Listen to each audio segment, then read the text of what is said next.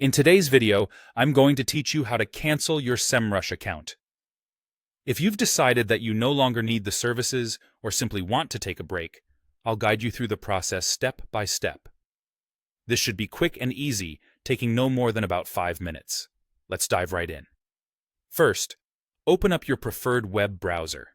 It doesn't matter which one you choose, Chrome, Firefox, Safari, they'll all work just fine. Now, once your browser is up, navigate to the search bar and type in Semrush.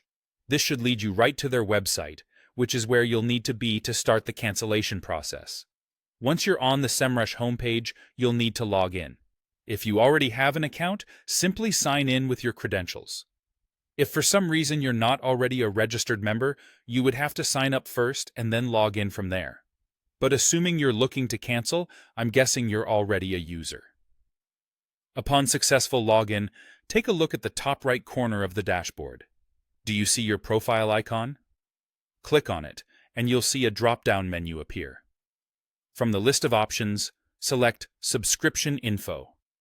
This is where you can manage your account details and, more importantly, handle the cancellation process. Now, under the subscription information, you should see an option that says Cancel Subscription. Click on this, and you'll begin the process of canceling your account. Semrush might ask you a couple of questions about why you're leaving, or to confirm your choice, but just follow the prompts to complete the process. It's worth noting that if you're currently on a free account, you might not see the Cancel Subscription option. In that case, don't worry. You can directly reach out to Semrush's support team by clicking on Contact Us, which should be available in the same area. They will help you with the cancellation process. And there you have it, a straightforward way to cancel your Semrush account. Just remember that account cancellations, especially paid ones, are usually immediate, so ensure you've downloaded or saved any important data you might need in the future. Hopefully, this guide has made the process crystal clear and easy for you to follow.